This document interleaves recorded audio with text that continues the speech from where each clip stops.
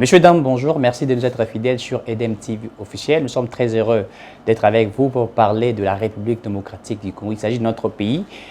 Nous sommes toujours appelés à défendre notre pays. Vous allez vous rappeler que le 13, le président, n'est-ce pas, a eu à faire un discours devant les députés et sénateurs pour essayer de mettre à la lumière du jour ce qui a été son bilan. Disons carrément que la Constitution lui donne le pouvoir, les devoirs de pouvoir expliquer au peuple congolais, n'est-ce pas, ce qui a été fait. On appelle ça un discours sur l'état de la nation. Après son discours, il y a eu beaucoup de personnes qui ont parlé. Certains ont traité que le président d'être un président plaintif, d'autres ont dit que le discours n'était pas un discours attendu par le peuple congolais. Mais il y a aussi ceux qui ont dit que ces discours étaient un bon discours, étaient un vrai discours. On va essayer de décrypter sur les discours du chef de l'État. Est-ce que les Congolais ont été satisfaits de cela? Au-delà de ça, nous parlerons également de la loi sur le verrouillage des hautes fonctions de souveraineté. Cette proposition de loi qui a été initiée par le professeur Dr Noël Tchani Mwadiamvita, qui continue aujourd'hui à parler de cette proposition, qui voudrait à ce que l'on puisse sécuriser la RDC. Il a dit que si cette proposition passait, on ne pourrait plus avoir ce qui a été depuis 1997. Au-delà de ça, nous parlerons aussi de la situation sécuritaire en République démocratique du Congo. Est-ce que l'état de siège, depuis que ça a été décrété, il y a eu une solution? Puisqu'aujourd'hui, il y a certains qui disent que l'état de siège est vraiment de l'échec. On parlerait même de l'armée ougandaise qui est sur le sol congolais. Certains ont dit que le fait que le président Félix Tshisekedi ait autorisé que l'armée ougandaise soit sur le sol congolais, c'est une haute trahison et que cela ne pourrait pas passer. Et certains disent encore que le président Tshisekedi est en train de vendre la RDC à petit feu. Est-ce que cela est en vrai? Nous allons parler de cela aujourd'hui avec quelqu'un que nous allons vous présenter tout autour de cette émission. On l'appelle M. Antonio de son fils. Je crois de son père, de son fils. On va essayer un peu de, il va essayer un peu de s'expliquer pourquoi on l'appelle Anthony de son père ou pourquoi on l'appelle de son père. En fait, c'est à lui de pouvoir nous dire exactement de quoi il s'agit. Il est aussi président d'une organisation dénommée Congolisons la RDC. Pourquoi Congolisons la RDC? Il va essayer de nous expliquer au courant de cette émission. Restez avec nous jusqu'à la fin pour découvrir ce que nous allons parler maintenant. Bonjour Monsieur Anthony. Bonjour. Comment vous allez?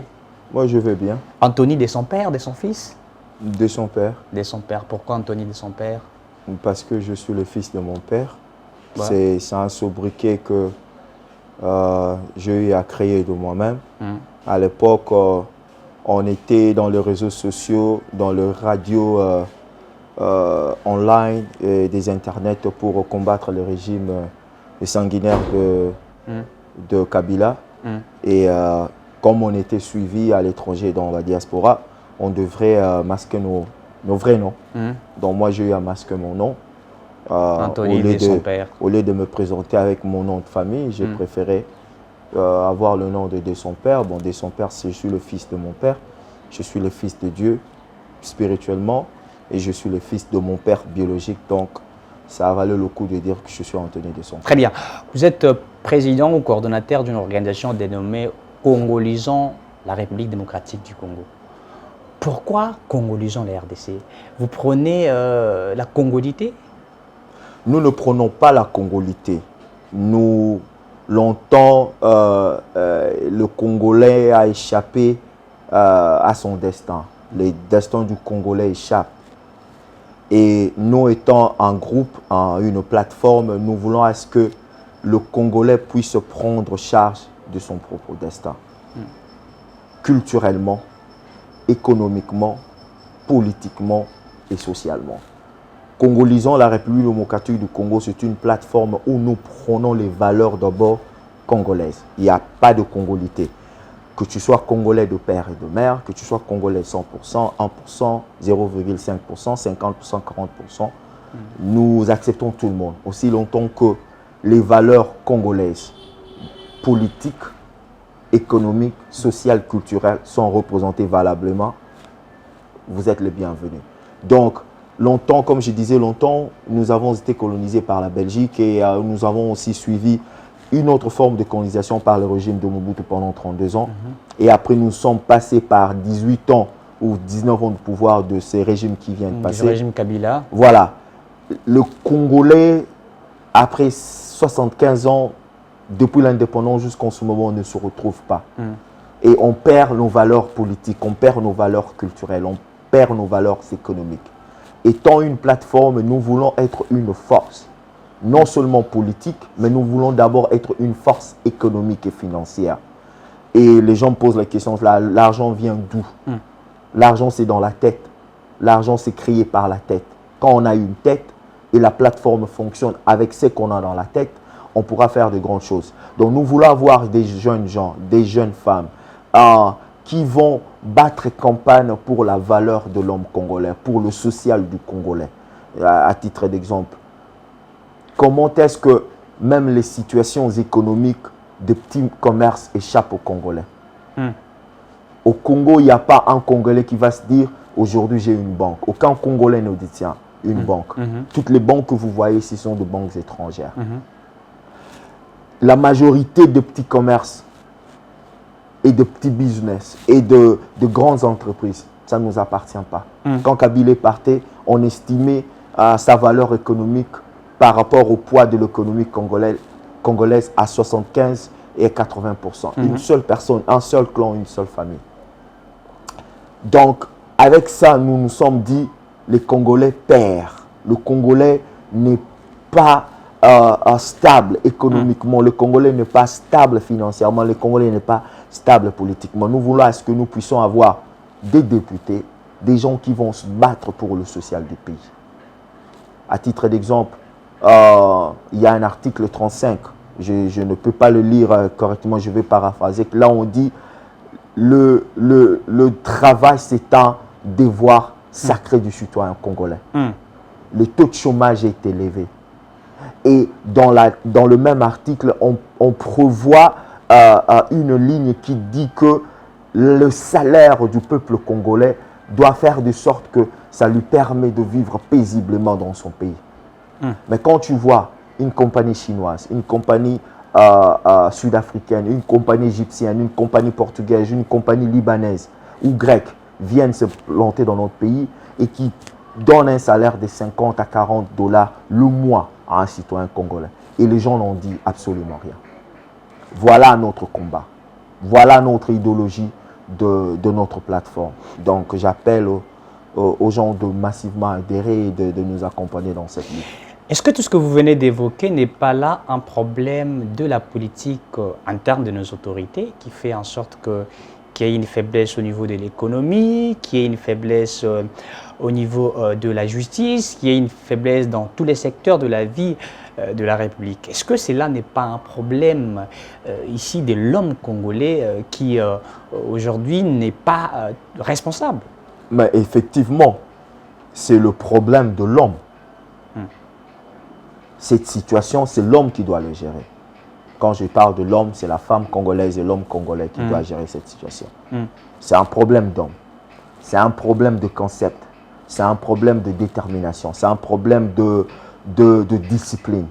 Et dans notre groupe, nous nous sommes dit, le truc là, la devise de notre groupe, c'est respect, engagement et détermination. On respecte les valeurs humaines. On respecte les valeurs républicaines. On respecte le pays. On s'engage pour le pays, pour le peuple. Et on est déterminé à aller de l'avant. Et quand on a une sélection, ce n'est pas tout le monde qui doit venir nous rejoindre s'il n'a pas ce valeur en lui. Les personnes qui doivent y adhérer doivent se reconnaître que j'ai de valeur pour ce pays. Et il y a une détermination pour combattre. C'est vrai, c'est les politiques, l'économie, les finances, c'est l'homme qui le fait. Mais il faudra des gens qui ont les trois choses que je viens de citer pour y arriver à changer la donne dans la République démocratique du Congo. Très bien. Parlons de congolisons la RDC. Est-ce que votre structure a été créée depuis très longtemps ou c'est récemment que vous venez de mettre en place votre structure, puisqu'aujourd'hui, vous savez bien que le professeur Dr Noël Tchani a initié une proposition de loi, c'est vrai que ça a été apporté par les députés Nsingli Pouloulou, dont il parle de la loi sur le verrouillage des hautes fonctions de souveraineté, qui voudrait à ce que ces fonctions reviennent aux Congolais. Est-ce que ce n'est pas par là que vous avez eu en vous de cette vision de vous dire il faudrait maintenant essayer de congoliser la RDC, donner le haute fonction de souveraineté aux Congolais de père et de mère. Non, je soutiens totalement à 100% la loi Tchani. Et s'il faudra battre campagne pour ça, moi je battrai campagne pour cette loi. Ok. Mais ceci étant dit, l'inspiration de Congolisant la République démocratique du Congo n'est pas venue après l'idée de Dr Tchani. Ok. Nous, c'est par rapport aux injonctions, c'est par rapport au non-contrôle de notre politique. Vous savez, à tout moment qu'on a peut-être besoin de faire quelque chose, où on a besoin d'organiser les élections, on fait toujours appel aux forces extérieures, aux expertises extérieures. L'ingérence de politique dans la République démocratique du Congo. Et même dans la culture, l'homme congolais perd la culture, les valeurs culturelles de son pays. Et tout ça, et je te donne un exemple palpable. Aujourd'hui, même dans l'enseignement, et c'est ça que nous voulons, et c'est notre combat. Si aujourd'hui on enseigne l'Empire Charlemagne, les gens sont contents. On enseigne la Révolution française, tout à fait. les gens applaudissent. On enseigne la Révolution américaine, tout le monde est content. Mais quand est-ce qu'on va enseigner l'évolution de Lumumba ou l'idéologie de Lumumba? Quand est-ce qu'on va enseigner la rébellion de Moulele? Quand est-ce qu'on va enseigner? Parce que ça fait partie de notre histoire. Et le Congolais se sent bien quand on lui enseigne toutes ces révolutions, toutes ces histoires de l'hémisphère nord. Mais quand il s'agit des valeurs, de l'histoire de son pays, il s'oublie dans les oubliettes. C'est ça vraiment notre combat. Quand on dit congolisant, ce n'est pas seulement, ou ce n'est pas par rapport à la loi Tchani, c'est dans l'ensemble, dans sa globalité, politiquement, culturellement, économique. Une chose encore banale, je vais terminer par là. Quand tu vas dans les fêtes aujourd'hui de mariage de Congolais, même la tenue, c'est emprunté. Les tenues ghanéennes, les tenues indiennes, on a oublié peut-être nos abacos, on a oublié peut-être notre façon de...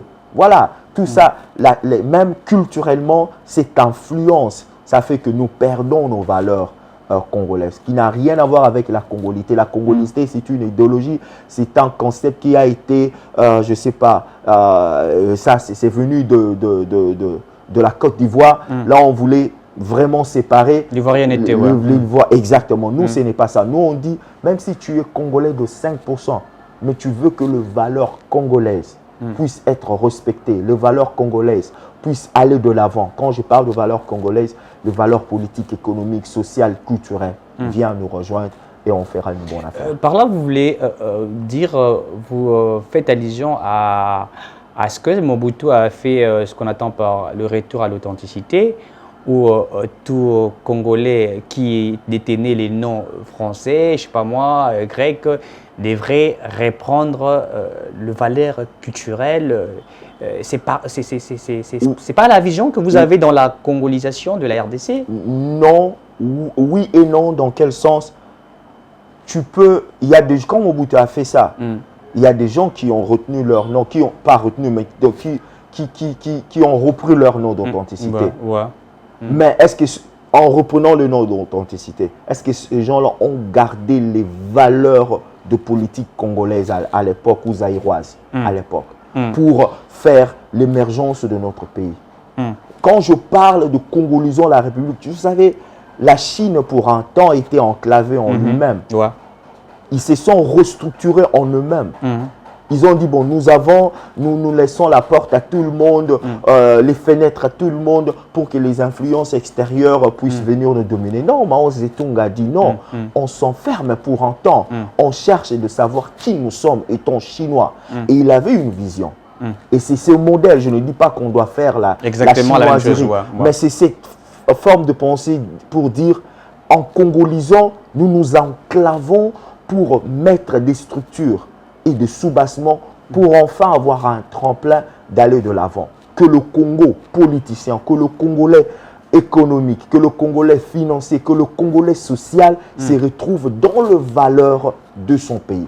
Pas nécessairement dans les valeurs de la démocratie à l'européenne, à la façon de faire de la civilisation européenne, mais nos valeurs à nous-mêmes, même dans l'éducation, même dans notre culture, même dans notre façon de faire de politique. Et je te choquerai si je te disais que moi je ne suis pas trop pro de la démocratie à l'européenne. Très bien. Entrons dans cette proposition de loi du docteur Noël Tchani qui dit qu'il faudrait, la présidence de la République doit revenir à celui qui est congolais des pères et des mères, ayant aussi une femme, il en a encore ajouté, une femme qui est congolaise des pères et des mères. Il a parlé du Premier ministre, il a parlé du ministre de la Défense, ministre de l'Intérieur, etc. Noël Tchani se bat, il veut que tout soit géré par des Congolais. Mais récemment, le chef de l'État, lors de son allocution, il a essayé de répondre à cette question. Il a dit que ceux qui ont détruit ces pays sont aussi des Congolais, des pères et des mères. Et depuis ce jour-là, ceux qui n'ont pas voulu à ce que cette loi soit votée ou soit appliquée au niveau de l'Assemblée nationale, ils disent que le président aurait rejeté la loi en question. Eh bien, le professeur Dr Noël Tchani continue avec des conférences pour essayer de parler de cette loi. Ne voyez-vous pas qu'aujourd'hui, du fait que le président ait dit que ce sont des Congolais qui ont, des pères et des mères qui ont détruit ce pays, il faudrait mettre ça de côté et essayer de penser à autre chose? Ou pour vous, avec votre organisation dénommée la Congolution, la RDC, est-ce que vous pensez que cette loi, elle est opportune?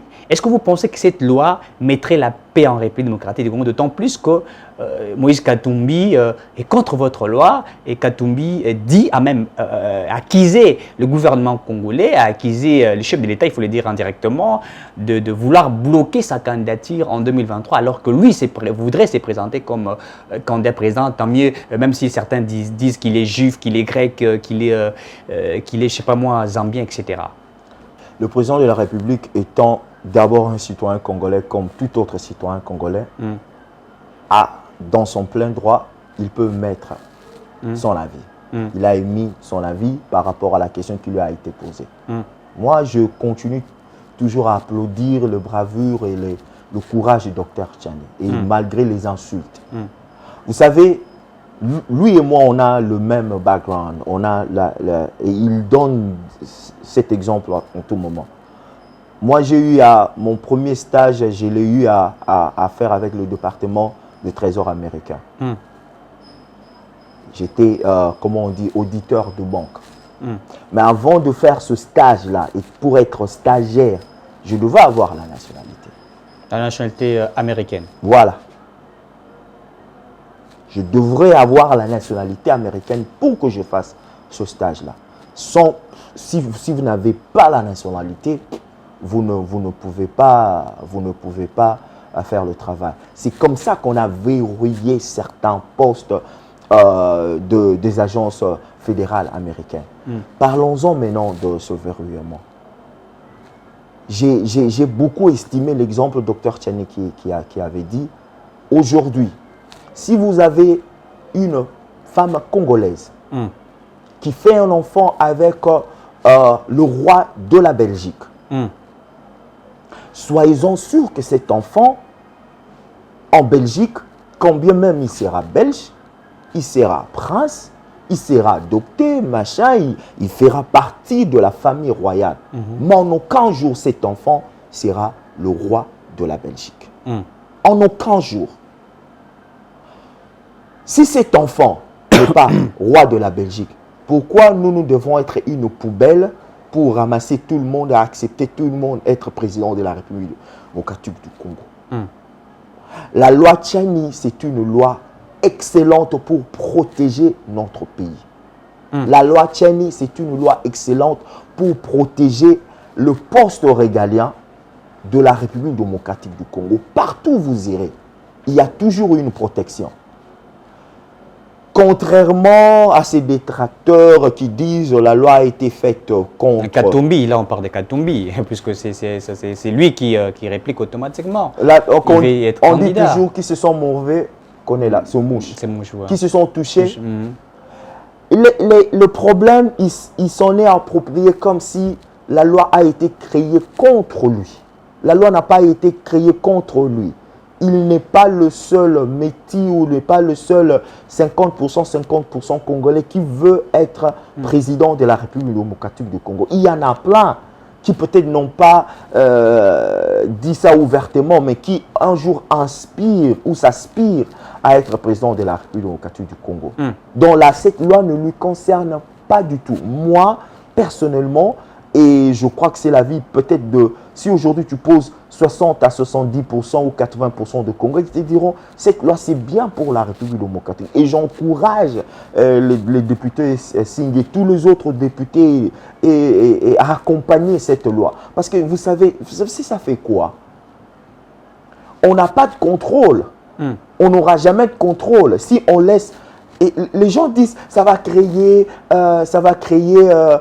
des désordres au pays et ça va créer quoi? Oh, même le Congolais de souche et de père et de mère font du mal. Je te donne un exemple. Tu as ta maison. Tu as ta maison, tu es riche et tu as une grande maison, tu as une grande villa, tu sais pas, tu as un beau bâtiment là où tous tes enfants habitent. Et tes enfants à la maison, 3, 4, tu as peut-être 5, 6 enfants. Tes enfants à la maison, ils volent tes biens, ils volent tes bijoux, ils volent tes affaires pour aller revendre ailleurs. Mais parce que tes enfants volent à la maison, ils volent tes biens à la maison, tu te dis, bon, moi, je ne veux pas sécuriser ma maison parce que mes enfants volent déjà. Donc, je ne vais pas sécuriser le portail, je ne vais pas sécuriser l'alarme pour empêcher les gens de l'extérieur de venir parce que déjà à la maison, mes enfants volent. C'est une absurdité totale. Nous ne pouvons pas dire parce que les peuples congolais, le Congolais de père et de mère 100% volent que nous ne devrons pas verrouiller les postes régaliens. Moi, je suis pour cette loi, cette proposition de loi. Je voudrais vraiment que ça puisse passer. Mais pourquoi ne pas attendre après 2023? Puisque là, Katumbi s'est dit empêché par Kabila.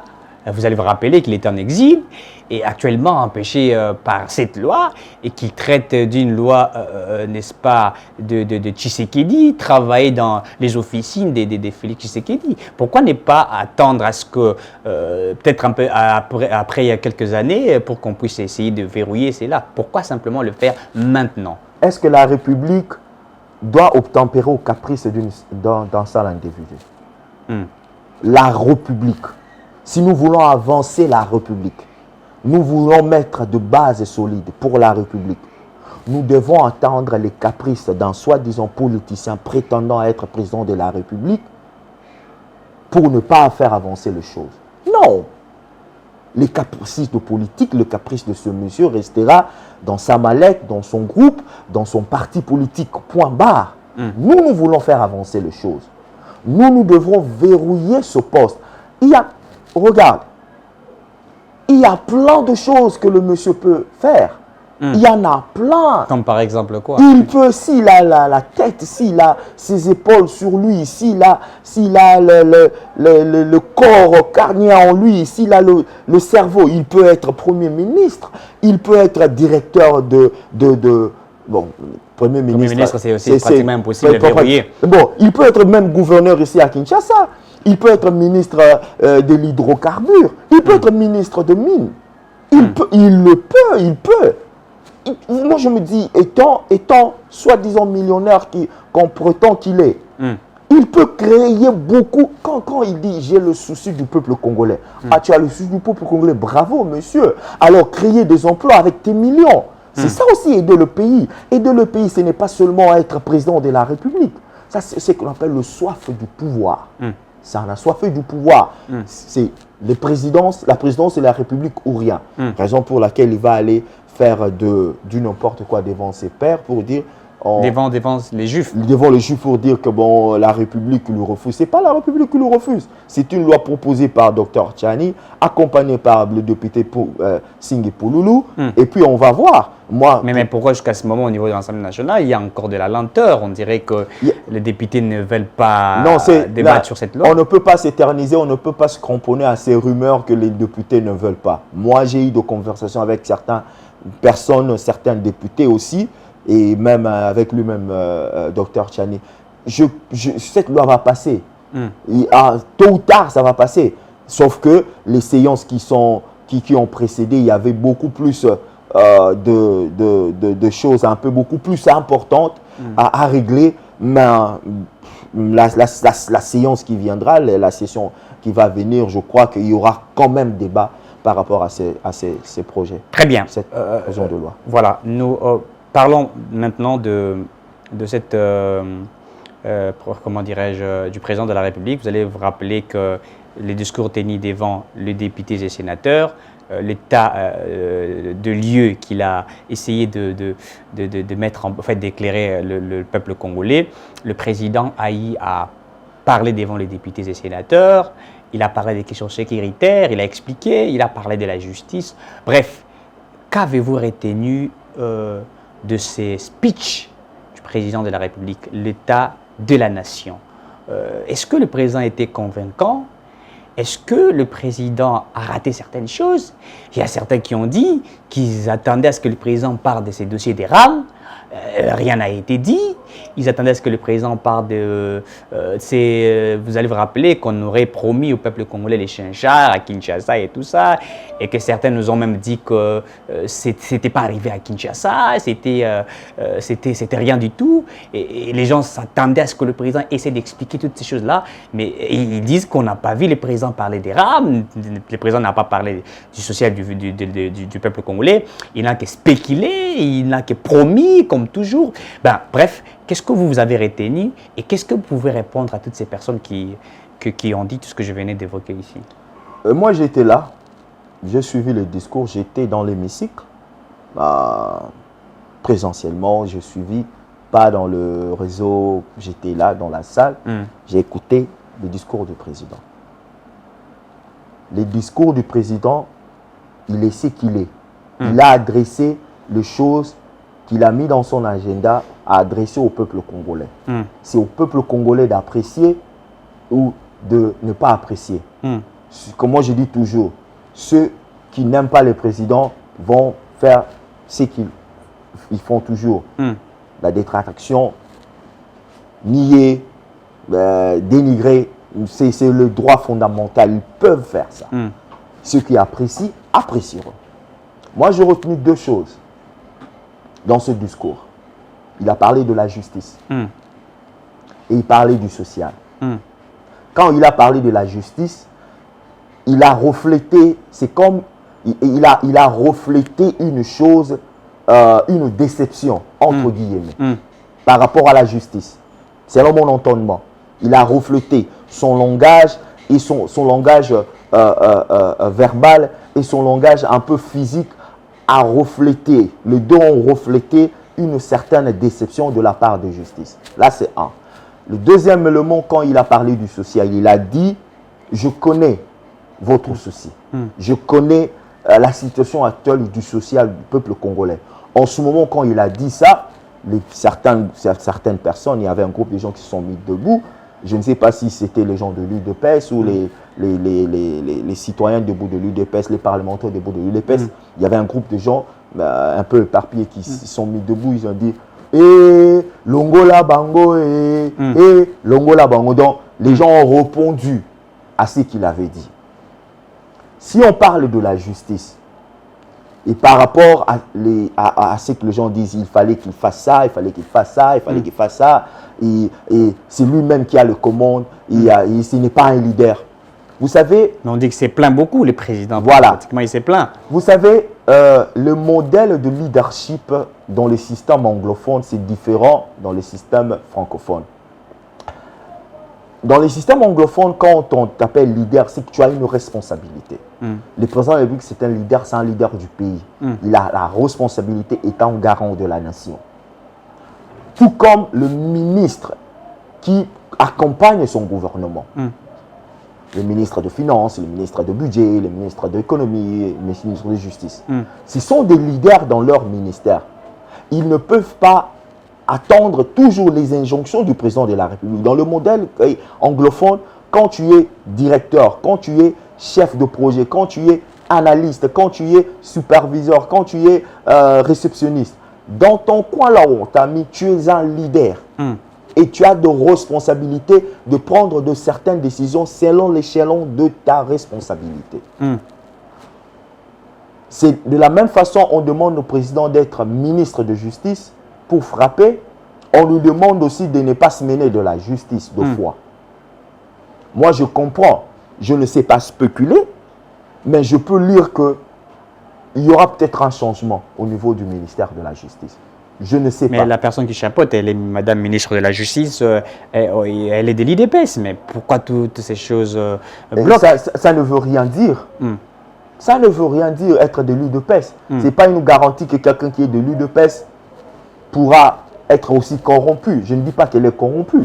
Mais tu peux être de l'UDPS et tu peux avoir une morale de corruption. Peut-être, oui. Donc, moi, je pense, à mon avis, si tu me poses la question, je dirais, il est déçu. Et peut-être qu'il y aura un changement de ce côté-là. Et du côté social, c'est un problème, c'est un souci. À manger. À manger. Vous savez, il y a eu des recettes. Il faut qu'il y ait ce qu'on appelle, à chaque fois qu'il y a provision, il faut qu'il y ait prévision. La provision, elle est là. On est passé de, je ne sais pas, 500 millions à 600 millions dans le réserve de l'État à 1,7 milliard de dollars. C'est qu'on a quand même une certaine provision que nous pouvons utiliser dans un secteur ou dans un autre secteur. Si aujourd'hui le président de la République soutire un peu, il a dit on finit avec peut-être le problème de l'eau. Je prends un exemple banal. Rien que l'eau, il dit bon, pour gérer le problème de l'eau potable au Congo, ça nous coûte quoi? 200 millions, je prends un chiffre au hasard, 300 millions. On débloque à partir du mois de janvier jusqu'au mois de juin ou juillet de l'année 2022, qu'on ne puisse plus avoir un problème d'eau. Ben, là, ça va changer la donne pour lui. Là, ça va tout bousculer. J'admire le prouesse de ce que, en peu de temps, même Moody's, qui est une grande institution qui gère les crédits et qui sait voir les bons fonctionnements de pays et des entreprises, à côté la République démocratique du Congo, pas excellemment, mais comme on dit good. Good, cela veut dire bon. Ce n'est pas excellent, mais c'est bon, par rapport aux années précédentes. C'est une bonne chose. Mais maintenant, il faut capitaliser par rapport à cela. Capitaliser dans quelle manière? Le peuple doit sentir un tout petit peu. Pas trop, mais le peuple doit commencer à sentir le social. Les petits, tu sais, le Congolais ne demande pas trop. De l'eau, de l'électricité, manger des routes, du pain, du lait, du sucre. Il est satisfait.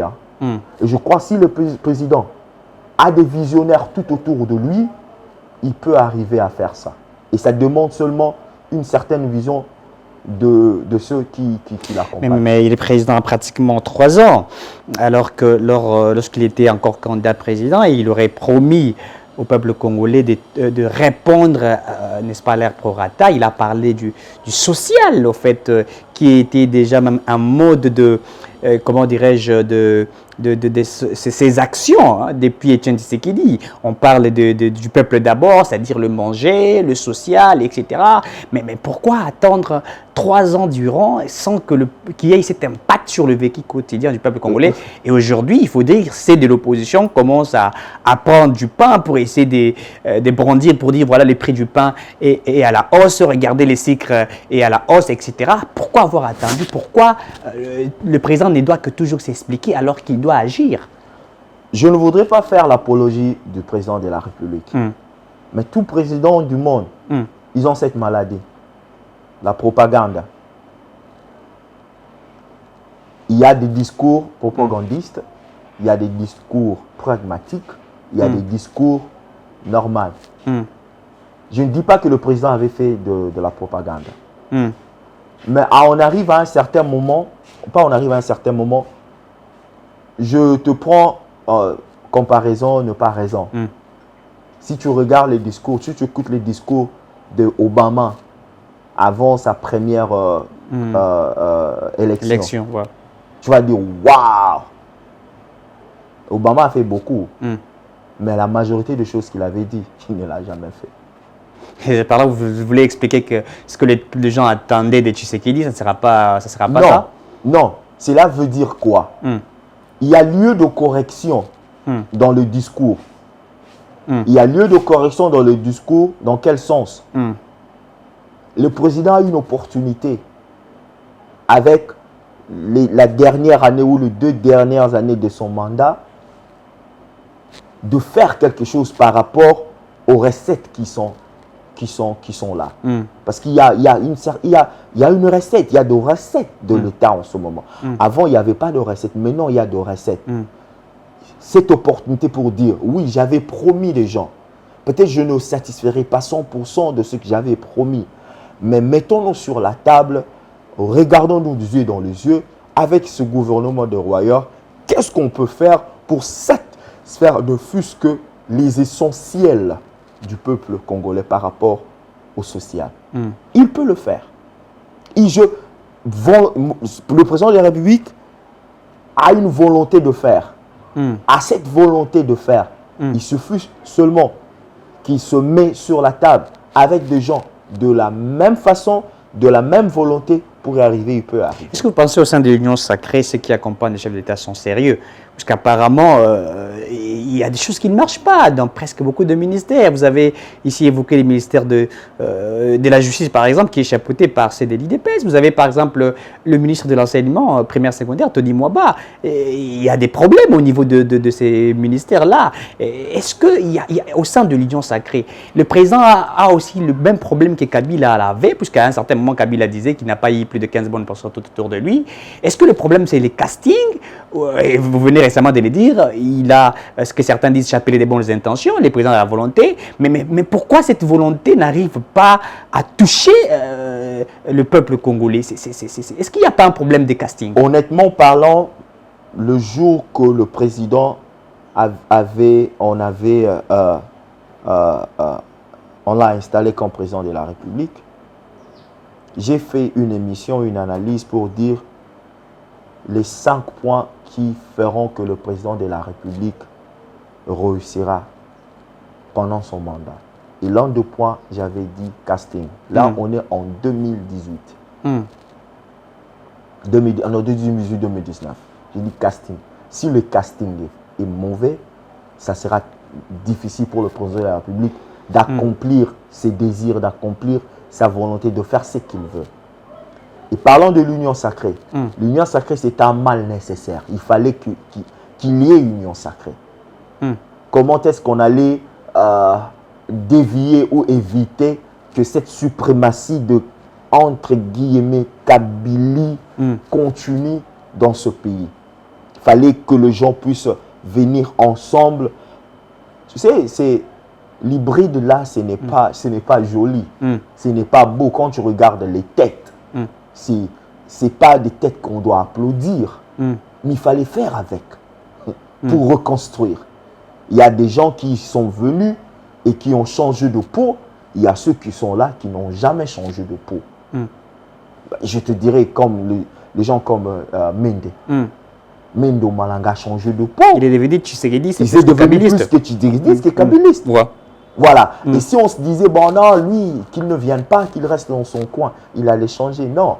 Donc, mais il y a aussi de ceux-là qui n'ont pas changé de peau comme... Qui sont fidèles à Kabila. Qui sont fidèles à Kabila. Dans leur corps, dans leur âme, dans leur esprit. Alors, il fallait faire avec. Mais, comme j'ai dit, il a 2 ans et pour ces 2 ans, il y a une opportunité à la fin de son premier mandat. Quelque chose doit se faire, doit se passer pour qu'il y ait équilibre dans les pensées des gens. Parce que pour le moment, les gens sont déséquilibrés. Ils doivent être rééquilibrés pour être réorientés dans la vision du chef de l'État. Très bien. Et ça demande une communication. Tu vois, le Congo, c'est un grand pays. Il y a beaucoup de choses que le président est en train de faire dans le coin de la République qu'on ne bat pas tambour. Donc ici, vous évoquez les problèmes de la communication. C'est aussi les castings, en fait, c'est ça aussi les problèmes. C'est un problème de communication. C'est un problème de communication. Il y a tu sais, le Congo avec sa grandeur, avec toute sa superficie, avec tout le problème que nous avons, c'est un monstre. Nous avons un monstre devant nous. Et nous devons tuer ce monstre. Ce monstre de la vie sociale, ce monstre de la corruption, ce monstre de la mentalité congolaise qui est détruite. Il y a beaucoup de choses que nous devons faire. Alors, si on veut que le président soit un président magicien pour qu'il fasse tout, alors le Congo, on a retardé 10 ans avec.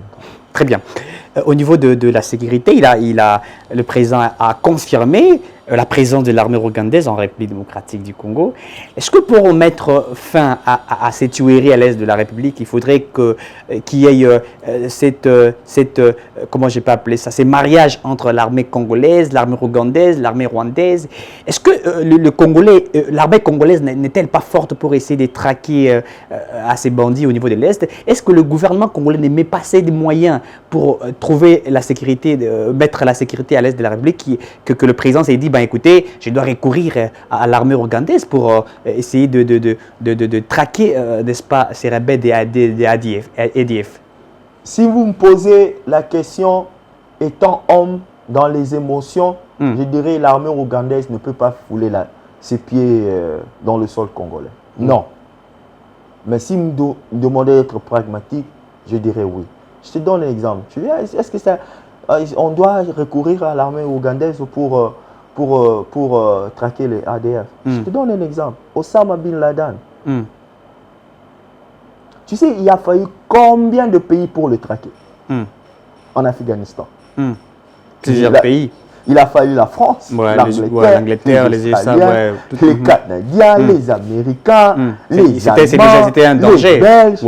Il a fallu tout ce monde pour traquer une seule personne avec son organisation. Les Américains y compris.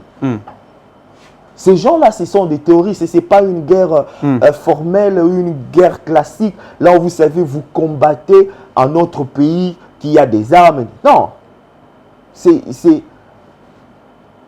Aujourd'hui, le Rwanda, on ne peut même pas citer le Rwanda. On doit citer l'Ouganda parce que le Rwanda même, lui, il a peur que l'armée ougandaise puisse venir dans notre pays. Je l'ai dit dans une émission qu'on m'a invité. J'ai dit, ok, vous refusez que l'armée ougandaise puisse fouler nos pieds ici. C'est bon. Parce qu'ils ont le moyen. Ils connaissent le ADF. Parce que ce qui nous relie en ce moment, ce qui unit le Congolais, ou ce qui pas le Congolais, mais ce qui unit en ce moment le président Félix Antoine Tshisekedi et le président Yoweri Museveni, une seule chose. Ils ont un seul ennemi, les ADF. Parce que les ADF veulent déstabiliser l'Ouganda et les ADF ont commencé déjà à déstabiliser la République démocratique du Congo. Tout à fait. On prend, hypothétiquement parlant, les ADF là pénètrent l'Ouganda et déstabilisent l'Ouganda. Ils prennent le pouvoir en Ouganda. Yoweri Museveni part, quitte le pouvoir. Et c'est les ADF, ces gens-là prennent le pouvoir. Toi, tu crois que l'Ouganda, dirigé par les ADF, le Congo, la République démocratique du Congo sera à l'aise? Non. Parce que nous avons besoin des Ougandais en ce moment, parce que nous avons un intérêt commun, c'est de tuer, de neutraliser et de chasser tous ces ADF. Parce que ce même ADF veulent la déstabilisation de l'Ouganda. Pas tout l'Ouganda, mais ils veulent écarter Yoweri Museveni du pouvoir. Et si Yoweri Museveni le connaît et il a les mêmes intentions, comme nous, de les chasser, de les tuer, pourquoi pas unir les forces? Donc, aujourd'hui, l'Allemagne et la France, ce sont les meilleurs alliés. Ce sont les meilleurs alliés économiquement, politiquement, militairement. Oui, il y a eu de pourparlers avant qu'ils arrivent à cela. Mais aujourd'hui, ils sont, comme on dit en anglais, the best friends. Des meilleurs amis. De meilleurs amis. L'histoire après des années et des années. Aujourd'hui, l'Ouganda aussi peut devenir l'une de meilleures. Admettons, nous ne voulons pas de l'Ouganda. Combien d'ennemis nous aurons? Nous ne voulons pas de Rwanda. Je suis d'accord. Qu'on soit aussi ennemi de l'Ouganda, on ne peut pas avoir beaucoup d'ennemis pendant qu'on a 9 pays voisins.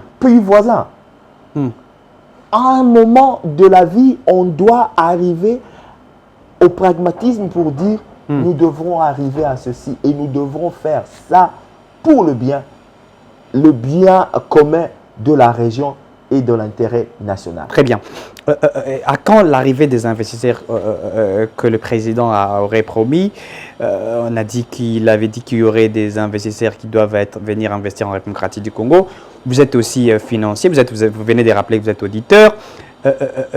Pourquoi il y a cette lenteur? Est-ce que le président n'a-t-il pas convaincu certains investisseurs pour venir investir en RDC? Et pourquoi il y a cette...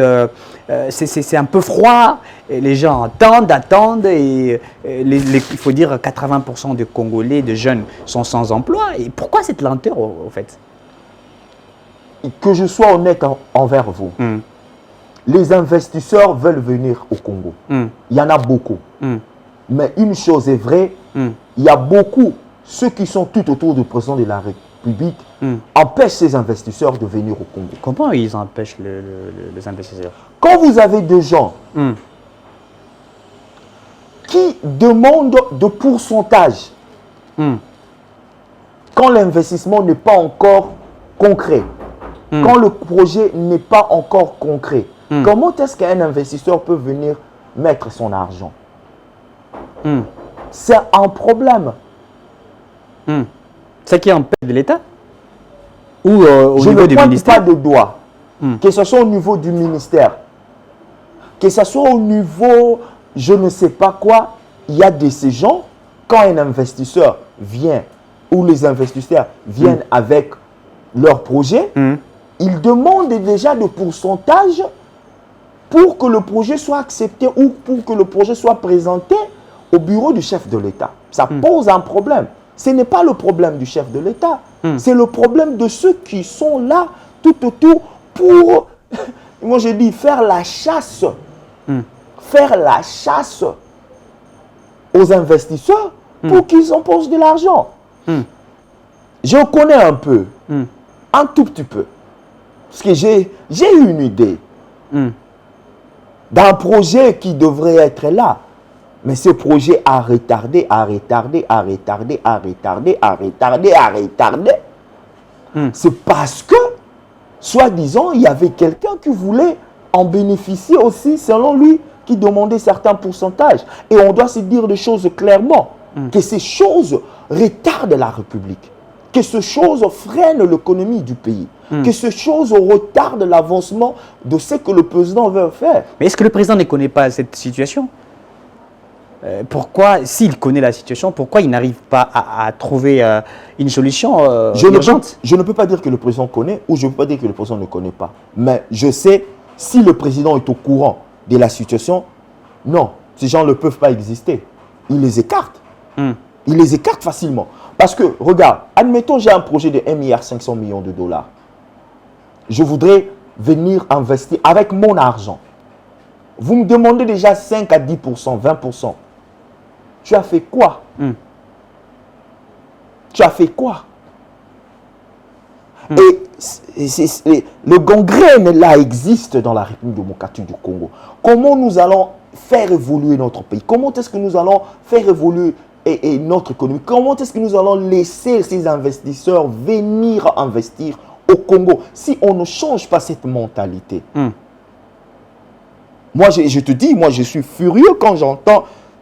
Je suis analyste politique, je fais des émissions, les gens me contactent, gauche et droite. J'ai des dossiers gauche et droite, que les gens me parlent, que les gens me disent, voilà, toi tu as peut-être une bouche, peut-être le président va t'écouter, est-ce que comme Makambo, voilà. Les gens me contactent, les gens me parlent, les gens me téléphonent. Et quand tu écoutes des histoires, tu te dis, non, c'est pas sérieux. C'est pas ça qui va avancer la République démocratique du Congo. Et c'est un problème. Et les gens vont pointer le doigt au président. Oh, parce que l'économie ne va pas. Mais il y a tout ce monde-là, que ce soit de ministres, que ce soit de je sais pas qui, chef de que ce l'État. soit tout. Les gens freinent des dossiers parce qu'ils veulent en bénéficier. Des choses qui devraient bénéficier toute une nation. Très bien. Nous arrivons pratiquement à la fin de notre émission. Aujourd'hui, il y a des problèmes de nos provinces, l'instabilité de nos différentes provinces, des démissions des gouverneurs. Hier, il y a eu la démission du gouverneur de Nord-Bangui, qui était en train de travailler sur un projet de sa province avec une entreprise qu'on appelle Home Technology Group. Il y a vers l'Équateur aussi Bobo Koloko, je crois, qui a eu des problèmes. Vers le Congo central, il y a Atouma Tebouana qui a eu aussi un sérieux problème. Au Kasaï, tout ça. L'instabilité de nos provinces. Le président en a parlé lors de son discours, etc. Et c'est dû à quoi exactement l'instabilité de nos provinces? Tu sais, tout ça, c'est le découpage. Ok. Trop de provinces. Moi, je n'ai jamais prôné pour ces 26 provinces. Je ne suis pas fan de ça. On a dit que ça crée l'emploi et qui est que... Non. Un système, on pouvait avoir un système fédéral bien géré par l'unitarisme. Très bien. On pouvait en avoir. Créer de provinces, 26 provinces, cela fait déjà quoi? Dépenses budgétaires. 26 provinces, 26 gouverneurs. Dépenses budgétaires. Il faut compter les députés provinciaux. Il faut compter les vice-gouverneurs. Il faut compter les vice-gouverneurs de province. Assemblées. Les assemblées. Ça flambe le budget de l'État. Pourquoi ne pas réduire ces 26 provinces quand nous étions en 9 provinces? Même, à la limite, même 12, ça peut aller. Même 12. Même 12. À l'époque, moi, quand on grandissait, on connaissait 9. Chaba, Ozaïr, Kivu, le grand Kivu, Bazaïr, Bandundu, Équateur, Kassai oriental, Kassai occidental, point barre. Point barre. Pourquoi on doit avoir Luala? Moi, je ne connais même pas. Moi, je ne connais même pas aujourd'hui. Maïndombe, Kwango. Je ne connais même pas.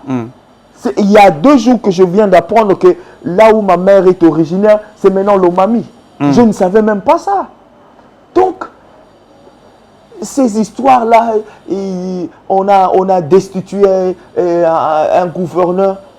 Trop de politique. Moi, je me dis, il faut peut-être donner les histoires-là de gouverneurs aux entreprises. Il y a trop à dire là-dessus, mon frère. Il y a trop à dire là-dessus. Merci beaucoup. Messieurs, dames, vous avez compris qu'on a essayé de discuter avec Monsieur Anthony de son père. Nous avons parlé de la situation de la République démocratique du Congo. Nous avons parlé notamment du discours du chef de l'État sur l'état de la nation. On a aussi évoqué la question de la congolité. Ben, écoutez, la loi sur le verrouillage de haute fonction de souveraineté, certains appellent ça la congolité, d'autres savent que c'est la loi sur le verrouillage. Nous avons parlé de plusieurs questions sécuritaires, des questions juridiques, etc. On a parlé aussi de ce qui est comme étant difficulté sur nos provinces. Nous sommes très honorés, comme je vous disais tantôt là, de discuter avec M. Anthony de son père. Monsieur Anthony, nous sommes arrivés presque à la fin. Qu'est-ce que vous pouvez dire en un mot à ceux qui vous suivent? Qu'est-ce que vous pouvez dire aussi en un mot directement au chef de l'État qui vous suit maintenant? À ceux qui me suivent, donc continuez à suivre mes analyses sur ma page Facebook Anthony de son père, sur YouTube c'est de son père TV, sur Twitter c'est A de son père.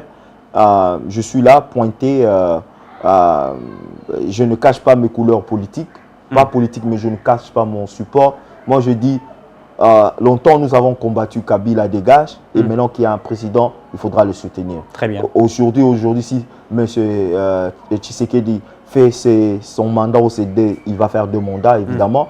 Après ces mandats, s'il y a quelqu'un d'autre de bonne volonté, d'une vision pour le pays, moi je veux le soutenir. Très bien. Donc moi je voudrais, j'ai évolué, ces stages-là de faire, de dénigrer notre pays, c'est passé pour moi. Très bien. Il faut soutenir pour que le pays aille de l'avant. Longtemps nous sommes restés dans dans les choses qui n'avancent pas les pays. Alors pour le président de la République, je dirais seulement focus. Très bien. Donc, comme on dit, en anglais ou en français, on dit quoi? Focus, c'est focaliser. C'est focaliser. Ouais. Focus sur les objectifs. Ouais. S'il faudra frapper, Monsieur le Président de la République frappe. Sans embâche. S'il faudra vraiment frapper, frappe sans embâche. S'il faudra faire un exemple, parce qu'un bon père frappe même les enfants. Très bien. Je pense que dans votre famille, s'il y a le fils qui ne fait pas ce que vous voulez que cela soit fait, vous frappez. Donc il faudra même frapper même ce proche, il faudra même frapper ceux qui veulent destituer la vision, il faudra même frapper fort pour que le pays aille de l'avant. On est là, je suis là. Vous avez le soutien à 100%. Merci beaucoup. Merci, messieurs, dames. Si vous avez aimé cette émission, derrière la caméra, c'était Gims Lokumu. Merci à tous ceux qui nous ont suivis. Continuez à vous abonner massivement. Continuez à nous écrire. Continuez à liker, à partager nos vidéos. Merci. On se retrouve très prochainement. Bye.